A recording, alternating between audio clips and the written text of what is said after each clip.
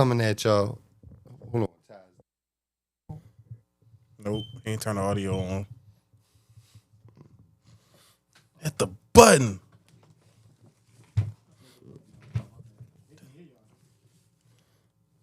Yeah, buddy.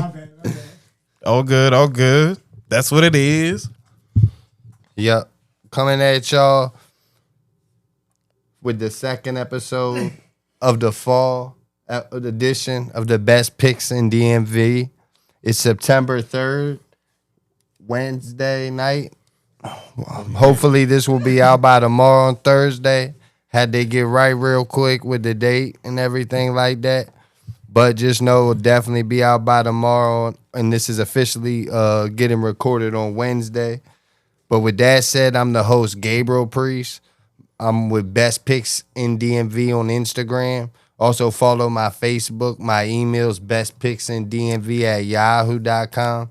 So if you have any questions, feel free to email me there or DM me on both my social media accounts. I'm here with my co-host, TJ Virgil. Hello, world. How y'all feeling? Hope y'all are doing good, doing great. Welcome to another episode of the Best Picks in the DMV podcast. Y'all know what it is? Yes, sir. And then you already know we're here with the main producer of them all, Ty Virgil, also known for the Audio Alchemy podcast and the 420 Friendly podcast, and the creator of VMN, Virgil Media Network. Go ahead, Ty. What's going on, y'all? How y'all doing? Oh, let me get my focus on. How y'all doing? Yes, welcome in to another great. Oh, hold up! Gotta turn that off. Uh-oh. No, I turned the focus off. My bad. Oh, come on. Anyway, yeah. Welcome to the podcast, everybody. This is. I'll get my camera right. Anyway, my name's Tyrone, VMN. You know, we here. And I think I'm a little high, y'all. Yeah, we smoked a little I think bit I am. too much of the I know I am. what was it? I'm a little buzzed. But, Gorilla we here. Grape. Ooh. Yeah, the Gorilla Grape hit Ty a special way. Right. But The 420 Friendly podcast, you already know that's what we really get down on. So we got to bring a little bit of this into that, if that makes sense. So go ahead, Ty, finish A it. little bit of this, a little bit of that. You got anything else to say, Ty? Oh, I zoned out. My bad. You good? But no. So, yeah. So, you need a podcast, you need TV time, whatever. Come to VMN. Actually, start going on TikTok. I'm there. VMN. Yeah. It's fun. Lord. It's fun over there. Yes, Hey, look, sir. TikTok, you don't stop. Make I'll sure be on you my definitely TikTok. do that. But yeah, because we're going to start try to stream these on TikTok. Oh, okay. You got a TikTok. Right. What? But yeah, we definitely going to get on TikTok next week too. So definitely tune in if you got a TikTok. What's it called again, Ty? What's your TikTok? it's our VMN. VMN. So, yeah, same station. So Yes, sir. to get VMN, follow me. Just come on there. We have fun. So yeah. Yeah, once again, that's Ty Virgil. If you need anything done, just contact me. You can contact TJ, of course, and you can contact him himself. So just make sure you do that if you're trying to get a podcast, get a commercial, get a photo shoot going, all that. All the with above. Yes, sir. Yeah. With that said, here's the agenda for today, though. We're going to review a little bit of how last week went with the picks. Once again, this is NCAA Week 2 in NFL Week 1 this week. But we're going to go ahead and review how we did on NCAA Week 1 selections that we had, along with the parlay that we put in. Then after that, we're going to do a deep dive into 4 games. Every week, we're going to come at y'all with 2 NCAA football games, and as well as 2 NFL games. So just keep that in mind.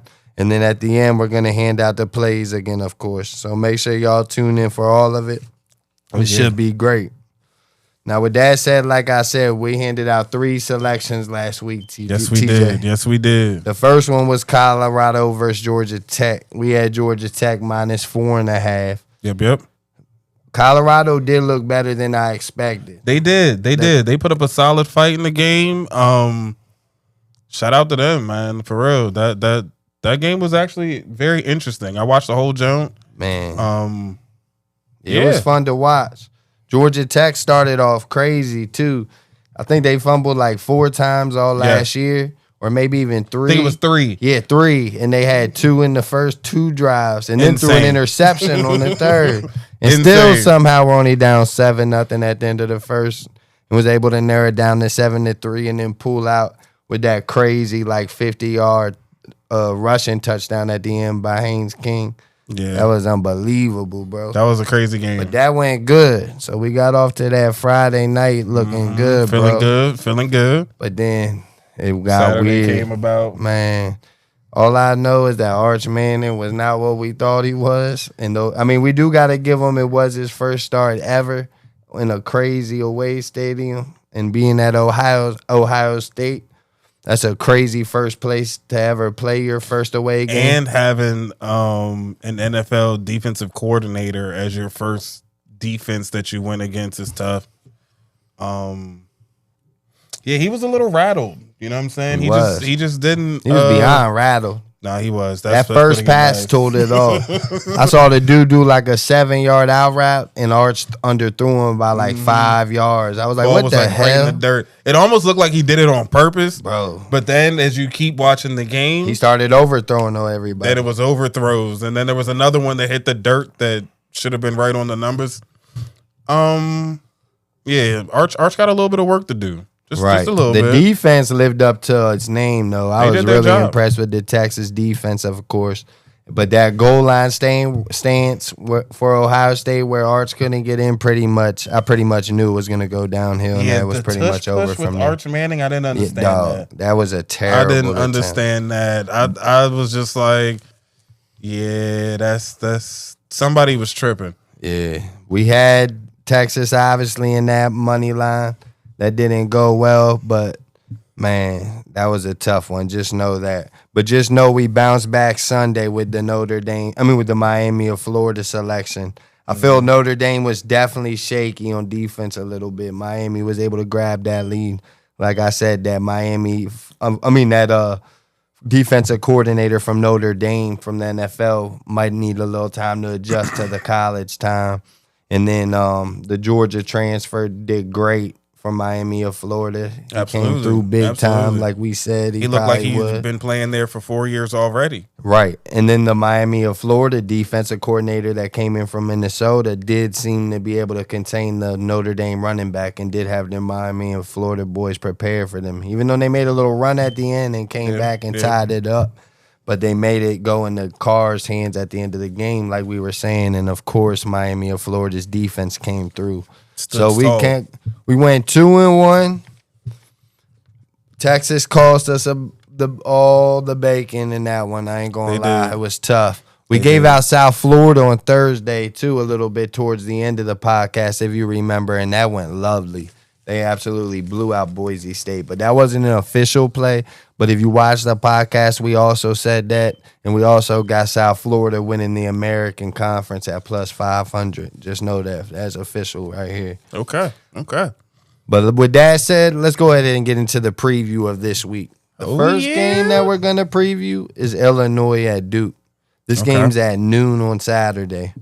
Okay, Duke won 9 games last year and returned 14 starters, along with their coaching staff that are intact. They didn't lose anybody really in that coaching staff they had 9 wins with last year, along with a very talented QB they just got from Tulane.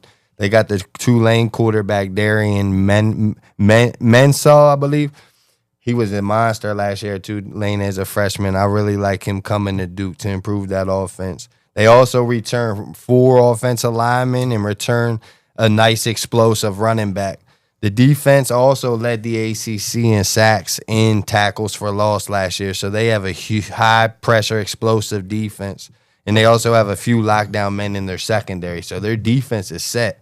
And their head coach, Manny Diaz, is a defensive-minded coach. So I really expect this defense to be nasty in Duke this year. They got everything lined up for it.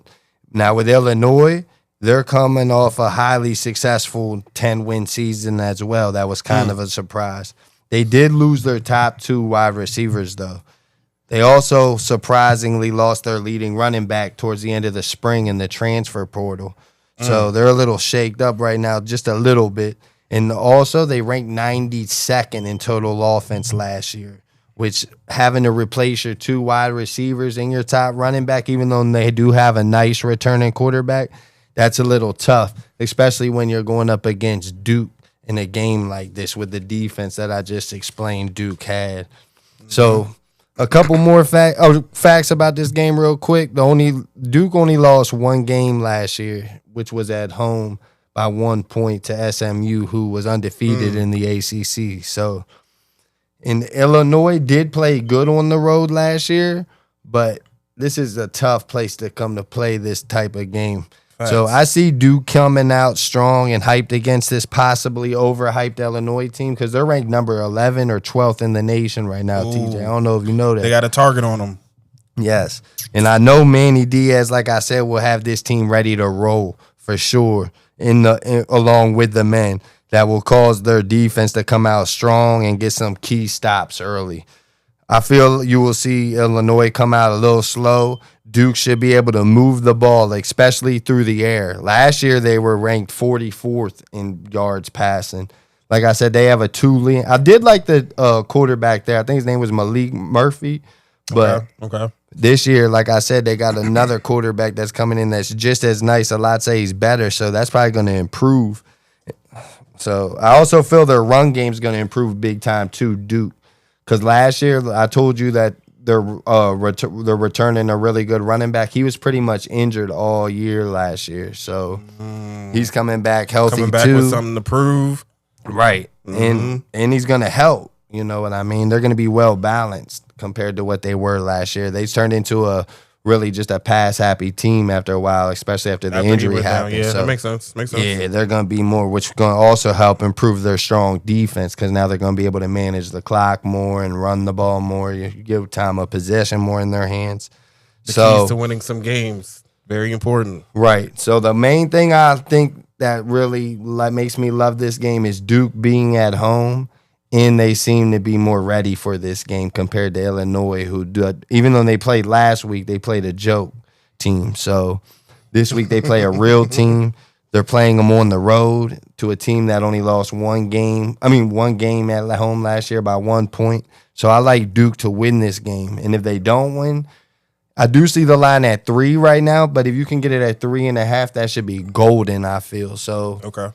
I'm definitely liking Duke in this game. Plus 3.5, plus 3. You might want to push, but money line, honestly. So I'm going to go ahead and look towards Duke in that game at plus 3.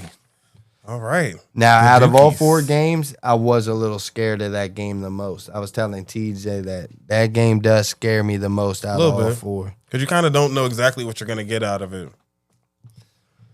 There are some mysteries in that game, and Illinois does look really good. But like I said, I'm trusting Duke at home big time, and I'm trusting Manny Diaz in that game to make an early statement. So we're going to go with that.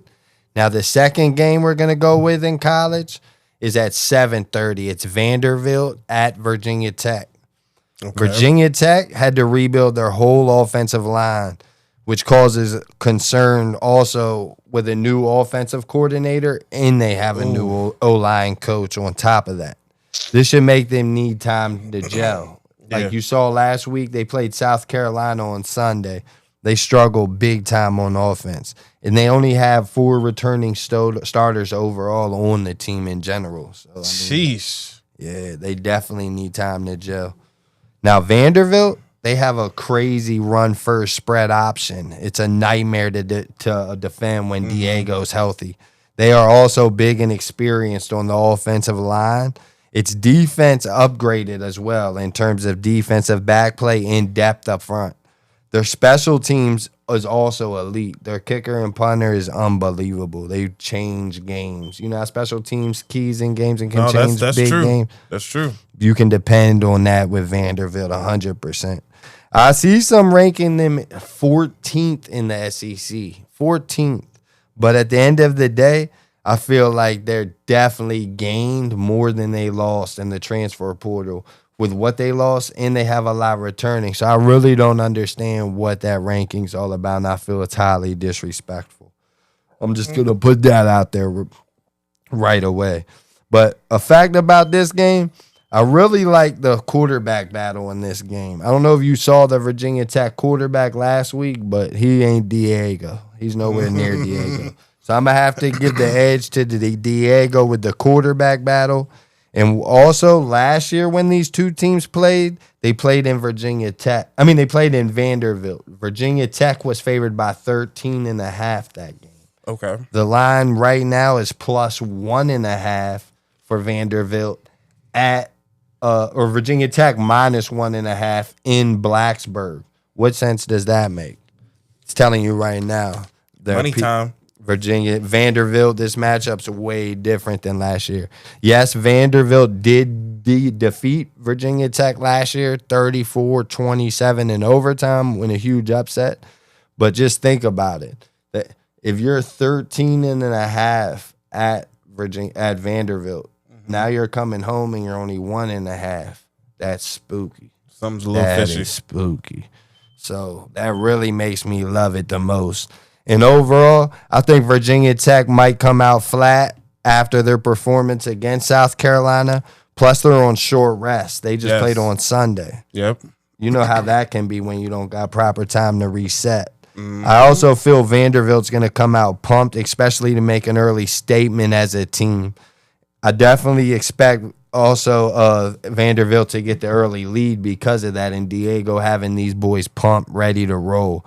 And I know some people are like, man, they're playing in Blacksburg. You might want to chill out.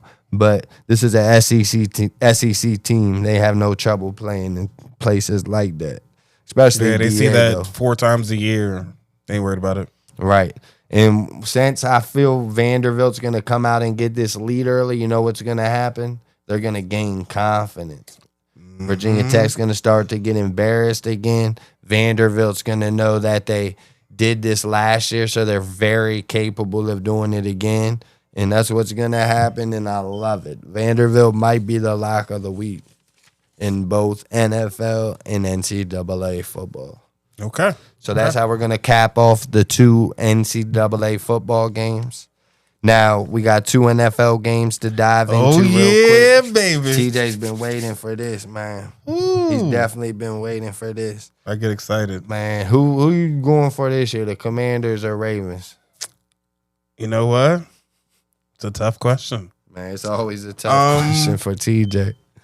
He be switching up. We got to know who he's on this year first. Who's your first love this year? Officially, we going Commanders, baby. Okay. Let's do it. That's what I like to see. That's what I like to hear. Ty, he's Panthered out, of course. Of course, you You know, already know that. Carolina Panthers Yes, sir. all day. But Best team in NFL South. man, they could be good this week. Trust me. They got. I kind of like them a little bit this That's week. really y'all only count. I'm not gonna give them out this week, but I really thought hard about it for them. I really did. They're only plus 2.5 at Jacksonville. I kind of like Carolina in that. Yeah, put your money on Panthers, yo. Yeah. Was that your first official play for the NFL season, Ty? Always. He said always. Always. No Man matter said what. always. You better Always. come out When in on the doubt, positive my side. Panthers. Bring that Carolina blue out. Always. But let's go ahead and preview the first game. It takes place 1:00 Sunday. Okay. It's between the Cardinals. They're at the Saints. Okay. Cardinals are minus 6.5 in that contest. You know we're probably going to rock with the Cardinals in this contest. First off, Kyler and Marvin Harrison Jr. have one more year of experience now. Yes, yes, they do. Have one more year of chemistry, I mean. they're in a better place than they were last year. Last year they weren't too bad, but they're going to be much better than this year. Definitely. And some chemistry also, developed. they improved on their offensive line and defensive line, and they potentially have a strong defense this year, Arizona. The team's investment in players like Dalvin Tomlinson and Calais Campbell on the defensive interior are expected to create a stout unit, while the presence of Paris Johnson on the offensive line contributes to the team's full potential. Now, Kyler Murray is also entering his third year in the same offensive system. Yes. That's nice for him because he's had to switch up a little bit, which is expected to lead to greater comfort and improved performance overall. Once you just get used to the system, he can start rolling finally with the talent he has. Absolutely. And guess what? They also have James Cook now this year. So now they're going to even have a more balanced offense and support for the running game, bro. Hell yeah. Now, New Orleans, they are in full rebuild mode. Absolutely. For sure. And they have a battle of two inexperienced quarterbacks. Now, and they have aging players in key positions as well. The team has a new rookie head coach in Kellen Moore and is expected to start a rookie or unproven quarterback to create weird schemes and personnel change for them. So it's going to be tough for them right off the bat, especially in this game. In New Orleans, also last year, the Saints had the third worst total defense, sixth worst pass defense, and second worst rush defense. So this defense is really bad, and I don't see improvement coming at all. So overall, I see these two teams coming out into this game bound to go two different directions. Arizona will be coming in this game ready to roll on the offensive side of the ball with the quarterback and wide receiver chemistry. In the addition of the O-linemen and in the backfield, they should have no problem doing so up against one of the weakest defenses in the NFL. So For sure. They're going to roll all over this New Orleans defense, bro. Who's going to be up? Spencer Rattler? That's who's starting? Who? It's like, nah. Nah. Or Tyler Slout? Honestly, I'd probably go with Rattler starting. Rattler's starting, I'm pretty sure, but who knows? They might have to go to the bench right away. And by week 3, the other dude might be starting. So, and Arizona's defense was solid a little bit last year. Not great by any means, but they were like solid. And they got a lot of players this year a little bit to improve their defense. So I don't think it's going to be a great D, but they could be a good D at the same time. So I expect the Cardinals to roll the Saints here, and I wouldn't be surprised at all if it was by more than 2 possessions. So I think it's going to be somewhere around 34-10. Ooh, okay. Yeah. A little rough for the Saints. You don't think so? I mean, honestly, I think the Saints is getting the top 4 pick next year. I don't. It's tanking time for them early. Well, they was already saying that in the offseason. They might tank for Arch.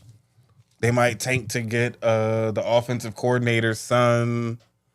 They need I don't know if they need Arch after what I saw, but they need somebody. Spencer Rattler ain't doing it. No, I don't think I promise you, bro. There ain't no way. So yeah. Let's get to the final game though. Up on the graphics, I did have to switch up. I did have the Pittsburgh and Jets originally scheduled, and I was going to take the Jets plus 2.5 and on the money line as well. I'm going to put that out there, but I like this game more, and that's the Lion at Packers. That's what I'm going with at 425. Right now, I see the Lions are minus 2.5. That's currently Wednesday night, like I said earlier. But Detroit, there's no doubt that Detroit's loaded talent-wise. Absolutely. But a switch-up in coordinators mixed with a brutal schedule could have Detroit regressing big time. The departures of coordinators, Ben Johnson, he went to the Bears, and then Aaron Glenn, who went to the Jets, could be crucial, especially in the opening game. They brought in John Morton, who has no experience at a coordinator position. And Kelvin Shepard, who had to replace Aaron Glenn, and he also has no coordinating experience. So they're coming tough. in with two coordinators who have no experience. So I personally think they need a week or two to gel Work at out the the kinks. very least, bro. For sure. In Green Bay, with Jordan Love healthy, in the strong addition of Josh Jacobs and Matthew Golden, and with new addition Micah Parsons, there should be a lot of excitement in Green Bay week 1. Did you say Micah Or Parkins? Micah.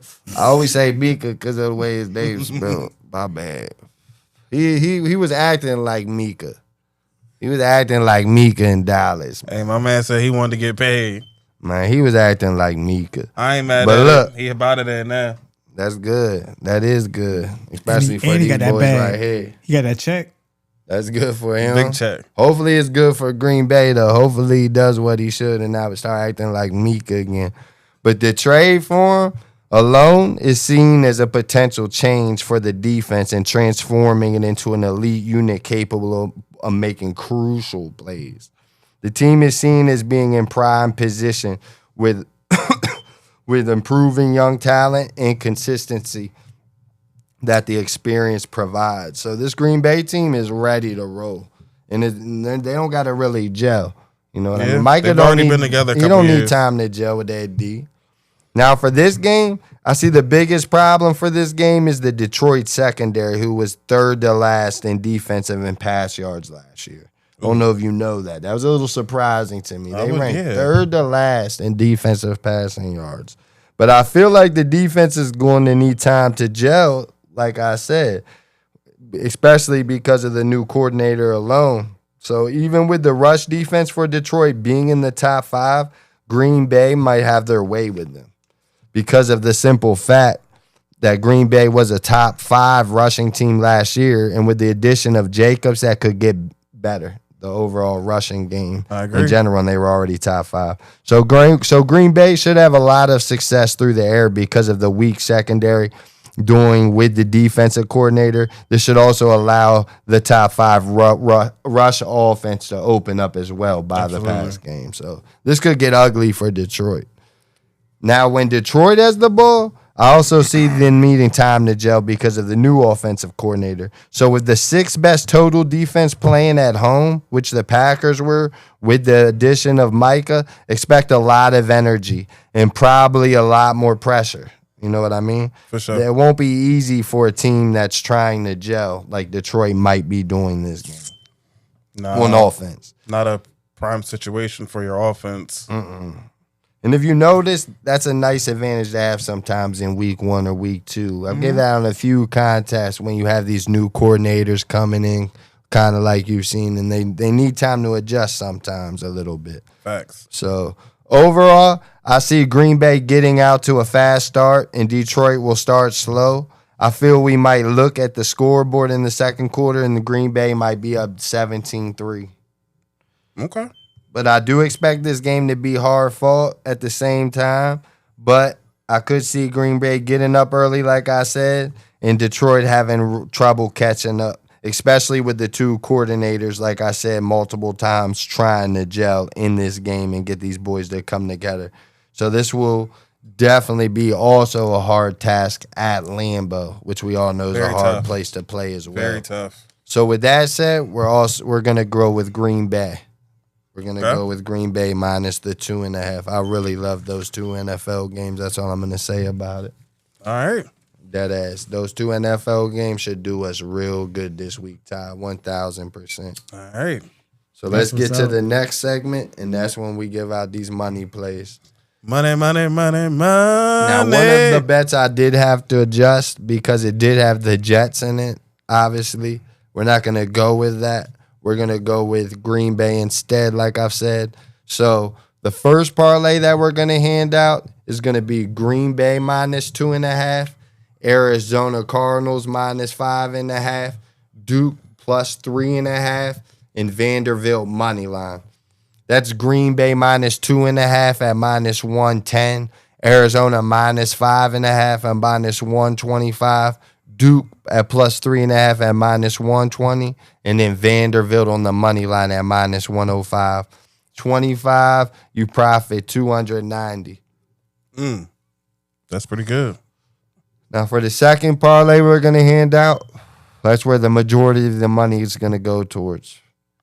And those for who are new, this is where we hand out $100 worth of plays. We had to go to the banks last week because of Texas. This week because of last week, because of Arch. Damn. But with this, Arch fucked the money up, yo. Man, Arch he did. man. He did. He fucked a good really thing up. He fucked up a up. perfect weekend. Damn. Big money, too. But it's all good. This two-teamer is going to get us back right here. And it's going to be Vanderbilt money line at -105. And then Arizona -6.5 at -110. $75, you profit $204.55. Sorry about that, Ty, too, for switching up the graphics, but I had to go with that Green Bay joint. And hopefully we hit and we start to hammer them next week. So if we hit this, we're going to do some real damage with the profit money next week and start to get up, man. Facts. So with that, that's all we have for our agenda so far. Definitely follow me on IG. That's where all my official plays come out on. Overall, right now, the record's 7-7. Okay. They 50%. basically, just like the parlay went weird, had to break even. But if you went with the 3 plays that we gave out, your return of investment still would have been positive. Obviously, you would have made a little bit of change on that if you would have bet the games by himself. So just keep that in mind as well. We're 2-1 on the official plays, and we gave a sneak peek towards South Florida, which was great as well. So we get a half a point for that. So like I said, definitely follow the IG, definitely follow the Facebook, definitely check out the email if you would like to ask any questions or get involved by any measures. Also, feel free to comment on the video on YouTube. Feel free to ask questions to my email or DM me in both, like I said. But if you need anything done on YouTube, definitely let me know. Ty, there anything you need to say? Oh no, I would just clear my throat. But You want no final words? nah, you can. I know you still smoking nah, you got something different over there. Yeah, I'm high. I'm high though. But Man's got the new stuff. following it TikTok, you know what I mean? Yes, sir. We're gonna start trying to stream over there too. So just pay attention, you know? Touching a couple different communities out here. Right. So Yeah, that's and all. then in the next 2 weeks as well, we're going to have to do a WNBA special at the end. I thought about it. We're just going to put the WNBA section towards the end of the podcast. So we're going to kind of do a double session with the 1 week for the WNBA for TJ. Don't forget about that, you We got it. WNBA We got it. lovers. We're going to see what it's about. Hey, man. You might win some money. Man, they definitely going to win some money. I'm all for the You just got to follow, especially the Instagram. Go ahead, Ty. No, I'm all for the WNBA. Go Mystics all day. They officially I know. Yeah, they I got know. eliminated I a know. couple days ago. They got eliminated, yeah. It was a little rough. Sorry. Who you damn. going for in that? Damn, I have been following. Sorry. What Go ahead and tell everybody now. That's what do you want me to do? Nah, don't tell them yet. All right, I'll wait. What? I want to know. Off camera. All right. Say no. I ain't gonna do They that. still gonna have to wait. Y'all gotta tune in next week. Definitely tune in. gonna have to wait. But hopefully y'all get paid this weekend and are ready to roll for that next week. I think the playoffs end September 11th. It starts after the 11th. Yeah, the 11th is the last day of the season. So I think that's in 2 weeks. So it's not gonna be next week. Week after. Week after. We can start previewing a little bit. Right. We might talk about it a little bit more next Go over week some of the towards teams. the end. To them true WNBA lovers. You're gonna have to stick around for all that. But it's gonna be definitely worth it and definitely profitable. It's gonna be worth your the game. time. Right. That's all that matters at the end of the day. And another thing, shout out the Commanders this week. They about to get it in as well. They about to definitely pick up that There you go. early week dub and get Week this one. season right off started. I'm already thinking about looking at that 20-1 like it might happen. That's how much they is to win the Super Bowl. 20-1. Damn. I ain't mad at that. I ain't mad at it either. Might have to go ahead and put that in. Right. See where it go. Why but not? it's not official or nothing like that. Of course, of we'll course. we'll let them know if it does become official at any point. For sure. This Sunday's gonna show a lot. Got Even on to. this first week, it's still gonna show us a lot at least. That's I true. know what we're looking for. Who's the running back? Bill Merritt. That's Bill your man? Crosby Merritt. We moved on from B-Rob, huh? Yeah, he got traded. Yeah. But you know, we got we just moved him out like he was nothing. I like B-Rob. That was crazy. But I did hear the new running back was bullying him in the practices and stuff like that. He's like a little bit smaller, but faster and stronger. Hey, that's all that matters. It's time to get stronger. We need somebody that was strong in the goal line. That's Absolutely. what we were missing, and that's going to be him. Even though we got little Austin Eckler running around back there too. He's a catch balls. Yeah. But with that said, we had to shout out the Commanders a little bit. Shout out Maryland. They get down on Friday. The Maryland Terrapins, that is that freshman from Phenom, was the first quarterback to throw for 3 touchdowns as a freshman? Yes. We got to throw that out there just for the Maryland love. That's where we love the most. Terrapin love out here. But with that said, we're going to close it out. What you say, Ty? No, let's go Maryland. You already know. So, Man, they play Friday night. They play Northern Illinois. They favored by 17.5. I don't know. I got to study that game more. Okay. I don't know how I feel about that, but that surprised me a little bit. They were favored by that much, especially only being 14.5 versus Florida International. Yeah. Interesting. It is interesting. But that quarterback's nice, and he's from around here, so we're going to have a lot of fun watching him in years to come if we can just make sure he stays around. I can't wait. Looking forward to it. Yes, sir. Make sure y'all tune in Friday to the Maryland Terrapins. Do that. But, yeah, once again, our Instagrams, Best Picks in DMV. We're going to go ahead and get out of here. Definitely, I don't think I got no picks coming Thursday night. But definitely check me out Friday. I think I got a few maybe for the NFL as well. I think that Kansas City, San Diego game might be calling my name. The YouTube game? Is that what that is? Mm-hmm. That's what they calling it. It's in, where's it at again? San Paulo? Yes, sir. Being broadcast by YouTube. All I'm going to say. Oh, I think, yeah, all I'm going to go ahead. Hold on. You put it on? I turn my mic on. I'm hot. I just put it on VMN there. Maybe. Oh, yeah. Stream it. Yeah. Myself. That might be the money. I must, if it, on Instagram, I'm going to if it's official, and we're going to put it on VMN just so you can watch the money come in. So, yeah, check that out. Check it out. You have a good feeling that I'm giving out that game. Right now, Kansas City's, I think, 3. Favored by 3. I kind of like the Chargers in that game. Okay. Yeah. They play close games, Kansas City, and I kind of see the Chargers getting off to a strong Divisional start. games are like that. Yeah, I know. It's going to be a wonderful week, though, all around, for sure. And hopefully tomorrow might be the first time I'm rooting for the Cowboys in a long time. Let me put that out there before I get off that, even though by no means will I ever take them. But we need these Eagles to get a division loss because, the Cowboys are going to be shitty the rest of the year like we talked about. Yep. So, yeah, hopefully them shitty Cowboys get a win on Thursday to start that NFC East off right. Yep, that's it. But, yeah. So we out.